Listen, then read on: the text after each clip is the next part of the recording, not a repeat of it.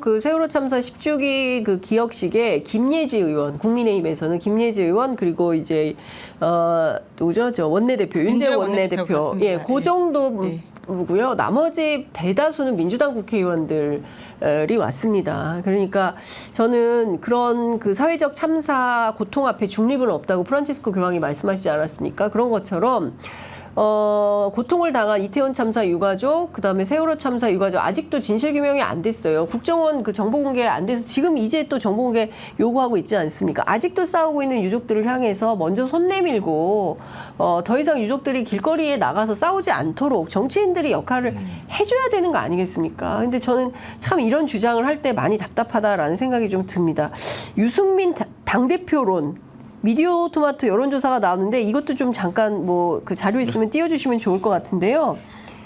여당 지지층 차기 당대표 누가 좋겠냐 물어봤더니 사실상 한동훈 전 비대위원장을 가장 선호하는 걸로 조사됐다는 내용이 나와 있습니다. 조국혁신당 민주당 조국혁신당 지지층이 가장 바라는 국민의힘 대표는 누구냐? 유승민 전 의원이네요. 이 아이러니를 어떻게 설명해야 됩니까? 네. 지금 이제 결국은 이제 당원 그러니까 전당대회 룰 개정이 핵심일 텐데 네. 현재로서는 지난번에 이제 김기현 대표 체제를 만들 때 이제 당원 100%로 만들지 않았습니까? 이런 구조에서는 사실은 그때도 그래서 유승민 전 대표가 출마 선언을 포기한 바가 있는데요. 네. 그러니까 이런 상황에서는 유승민 전 대표가 전당대회 또 나오긴 쉽지 않을 것이다라는 생각이 들고요. 네. 다만 이제 국민의힘이라고 하는 정당이 지금 수도권 포기 정당이 됐다라고 하는 지적들이 많고 영남자민련 아니냐라는 내부적인 뭐 지탄도 있습니다. 한탄도 있고요. 네. 그러다 보니까 유승민이라고 하는 카드가 국민의힘을 다시 재건하거나 중도 확정을 할 땐 굉장히 중요한 사람으로 쓰일 수 있는데 지금 전당대회 구조에서는 쉽지 않은 것이 사실이죠. 네. 아니 근데 이 조사가 또 네. 한꺼풀 벗고 자세히 보면 또 재미있는 점이 있습니다. 네. 일단 민주당 지지자들 사이에서 그 당대표를 전제로 묻긴 한 건데 네. 40.0%가 유승민 전 의원이 돼야 된다 이렇게 한 거고 네. 안철수 의원이 또 2등이에요. 11.2%. 아까 안철수 의원 얘기하지 네, 않았습니까? 네, 네, 네. 당론과 거꾸로 간다고.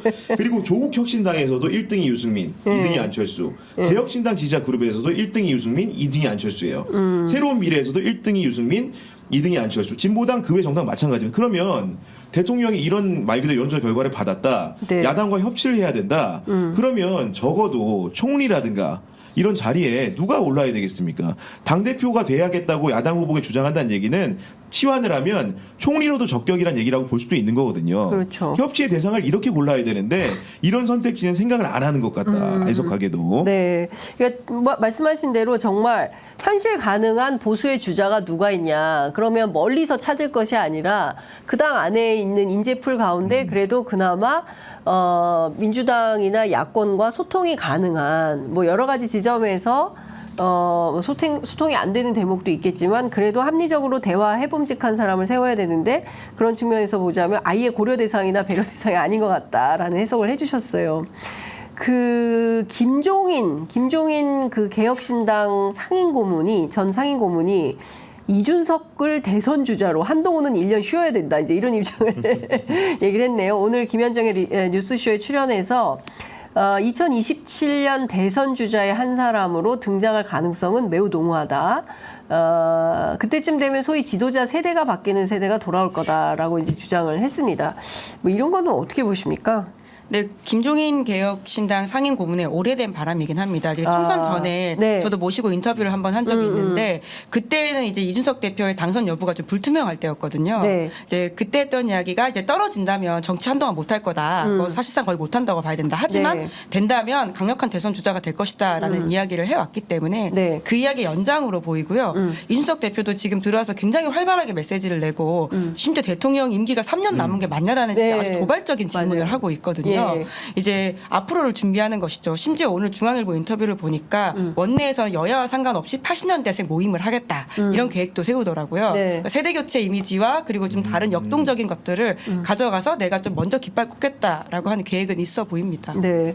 이것도 오늘 김종인 그 위원장이 한 얘기 재밌는 게 뭐냐. 김재섭 후보에게 충고를 했습니다. 마지막에 네. 보니까. 네. 그러니까 전당대회 후보군 중에서 젊고 참신한 사람이 뭔가 당을 바꿔야 된다는 의견이 있으면서 언론에서도 약간 김재섭 김재섭 당선인을 띄우는 분위기가 있는데 네. 거기에 대해서 나는 김재섭 당선자의 미래를 위해서 지금은 그런데 같이 끼어들지 않았으면 좋겠어요. 그 이유가 뭐냐? 네. 지금 분위기에서 김재섭이 소위 설사 대표가 된다고 하더라도 네. 결국 가서는 이준석 꼴이 날 수 있다. 아, 또 쫓겨난다. 네, 또 쫓겨날 수 있다. 이용만 네, 당하고. 이용만 당하고. 본인도 사실은 선대위원장 하다가 중간에 버림받지 않았습니까? 그렇죠. 그렇기 예. 때문에 예. 뭔가 윤석열 대통령은 굉장히 배신의 아이콘화 하고 있다. 이런 생각이 듭니다. 쓰다 버리는 감탄고투의 카드가 될 수 있으니, 전형이다. 네. 그럴 수 있으니 당신도 조심하시오라고 이제 경고 메시지를 줬다. 이건 어떻게 보십니까?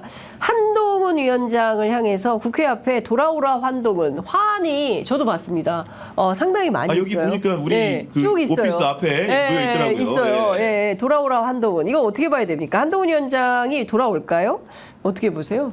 잠깐은 쉬겠죠. 근데 이제 분위기를 볼 것 같긴 합니다. 왜냐하면 네. 전당대회가 당장 한 달 후가 아니라 지금 언제 할지 모르겠지만 7월 혹은 뭐 8월 이야기가 나오고 있지 않습니까? 아직은 8월까지 어떤 일이 벌어질지에 대한 다이나믹스가 열려 있기 때문에 분위기를 보는 것으로 보이고요. 네. 본인은 여튼 총선 내내 자기가 앞으로 그 선거를 정치를 하겠다는 뜻을 밝혔기 때문에 그렇죠. 이번 당권이 됐든 다음이 됐든 여튼 돌아온다. 근데 그 시기는 지금 상황을 좀 볼 것 같다라는 거죠. 돌아온다. 다만 전당대회 때? 전당대회에 나가지 그러니까 결국은 전당대회가 되는 판이면 나갈 거라고 봅니다. 근데 안 되는 판에 나가진 않을 것으로 아니 근데 보이거든요. 이게 전당대회 결국은 우리가 네. 언론인들 다 알지만 관리형 비대위냐 혁신형 비대위냐 문제인데 네. 그 차이는 뭐냐면 전당대회를 빨리 할 거냐 늦게 할 거냐거든요. 근데 어제 이제 당선인 총회에서도 중지가 모인 게 그냥 관리형 비대위를 빨리 세워서 하고 6, 7월에 빨리 전당대회 하겠다는 거거든요. 그 얘기는 뭐냐면 이런 거라면 사실 한동훈 위원장이 등판하기가 좀 어려운 구도가 됩니다. 왜냐하면 여하간 대통령이 큰 책임이 있다고 느끼긴 하지만 선거를 100일 동안 또 인솔 했던 것도 한동훈 위원장이란 말이에요. 그렇기 때문에 뭔가 심판의 분위기 속에서 빨리 치는 전당대회라면은 패장이 나서서 뭔가 읍소하기에는 그리고 구도가 좀 명확치가 않다. 사실은 혁신형 비대위가 되고 뭔가 선거 참패 원인을 깊게 들여다보고 연말이라든가 뭐 정기국회 시점에 만약에 대표를 뽑는다고 했다면 한동훈 위원장이 부상 가능성이 높았겠지만 사람들의 그런 기호와 상관없이 구조상 등장하기는 굉장히 쉽지 않아 보인다. 물론 대안은 없습니다. 지금 보면 여전히 당대표 누가 됐으면 좋겠어요. 지지층 상대로 설문을 하면 거의 절반에 육박하는 사람이 한동훈만 떠올리고 있는 호출론이 있긴 하지만 나오게 됐을 경우에 과연 실익이 있을지 그리고 그 정당을 뭔가 당정과 잘 이끌어낼 수 있을지 윤석열 정부에 대한 명확한 심판이 없는 상황에서 굉장히 어려운 과제만 있기 때문에 본인에게도 나서는 게 그렇게 일찍 나서는 건 좋지 않아 보인다. 네. 그러니까 호출을 받고 나오긴 하는데 당선 가능성이 없다면 안 나설 수도 있겠다라는 전망 주셨어요. 민주당 얘기로 좀 가볼게요. 야당 이야기 가기 전에 저 이거 하나만 아까 이제 환율 2,000원 이야기를 했는데 네. 댓글창에서 이렇게 반응이 폭발적이어서 제가 걱정이 돼가지고 네. 이거 그냥 카더라 혹은 이제 전망 이제 너무나 이 상황이 심각하다 보니까 사람들이 걱정해서 네. 일부 커뮤니티에 올라온 글을 아니, 뭐 제가 연구원 보고서 이런 언급한 거 거지. 아니죠? 예, 네, 절대 본인 아닙니다. 개인적인 내피셜입니다. 확실하게. 내피셜도 아닙니다. 2,000원 절대 안 갈 거고요. 떨어져야 된다고 생각합니다.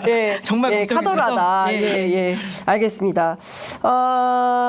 이재명 당대표가 연임 가능성이 있냐. 그리고 사실은 박지원 전 원장은 뭐 본인이 희망한다면 해도 좋다라는 거고 어제 저희 프로그램 출연했던 김현 당선인은 전통에 따라서 결정을 해야 된다라는 거고 여러 가지 이제 갑론을박이 있는 것 같은데요. 민주당 내부 분위기는 좀 어떤 것 같습니까? 그러니까 일단은 백전노장 정치구단 박지원이 네. 왜 이재명이 8월에 연임해야 된다고 하는지를 살펴보면 네. 대세가 기울었다고 봐야겠죠. 이미 내부 분위기는 네. 이재명 대표가 민주당에 175석을 안겨줬고 여하간 그 조국 혁신당과의 비례대표 득표율 경쟁에서도 네. 여하간 앞서 있습니다. 그렇기 때문에 일당의 지위를 공고화했기 때문에 네. 선거를 이겼는데 굳이 그 대표를 말을 바꿀 필요가 없는 거거든요. 그리고 이제 뭔가 이재명 대표 입장에서는 지금까지 당대표로서 네. 민생 문제라든가 대정부 문제라든가 지금까지 워낙 피동적이고 수동적인 입장만 해봤기 때문에 이제는 정말로 네. 전면에 이끌고 나와서 리더십을 시험에 삼을 수 있는 기회가 왔기 때문에 그런 부분들을 다수의 국회의원 당선인들이 지지할 것으로 보이고 실제로 그런 흐름들이 이루어질 것이다. 그러면 전당대회를 그러면은 이게 입후보할 사람이 또 누가 있을까? 사실은 우리가 박용진 의원 같은 경우에도 뭔가 이제 공천 갈등을 겪으면서 차기 당권을 보고 움직일 것이다. 네. 그렇기 때문에 선거 기간 내내도 TK 지역이나 PK 지역 열심히 뛰었다 이렇게 했는데 아마도 이런 정도의 분위기가 되면 박용진 의원 같은 경우에 선뜻 경합을 하기가 좀 어려울 것 같다는 생각이 들고요. 그렇게 된다면 아마도 단일 후보로 추대를 한다거나 아니면 무투표 당선에 이르는 상황도 올 수 있다. 저는 감히 관측을 좀 해봅니다.